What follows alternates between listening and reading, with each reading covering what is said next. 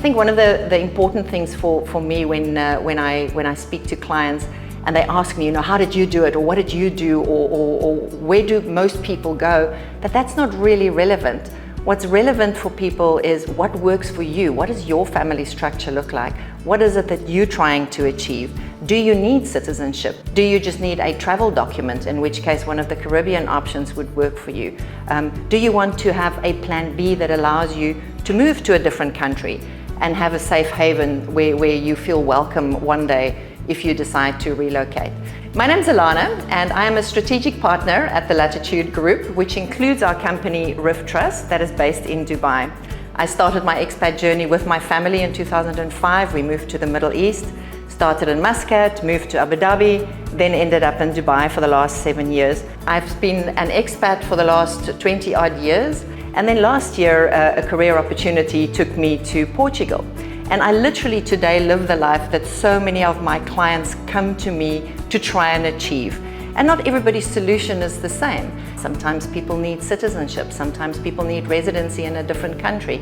But in my case, my career path led me to Portugal. I'm now a resident and I'm learning the language, and in a few years I hope to apply for my citizenship, and then I'll have one of the strongest citizenships in the world from a travel point of view, the ability to establish myself anywhere in Europe, and that's really attractive. I must say it's quite hard to learn the language. It's not the easiest thing in the world to do. Language is an important part of people's journey.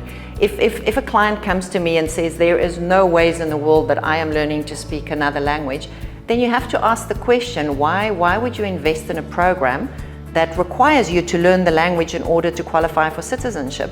So that often is an immediate disqualifier for a client. If somebody says to me, I'm only interested in residency, I don't care about the citizenship, I just want residency in that country, then the language is not that important, although it's nice to learn because you culturally integrate a little bit easier if you actually can speak the language.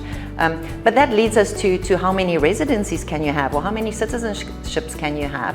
Now, for some nationalities it's different. In the case of a South African, and for many of our clients, we are allowed dual citizenship, which also means we're allowed 3 or 4 citizenships. So once you have 2, there's nothing stopping you from having a 3rd or a 4th citizenship. So I'm really spoiled for choice.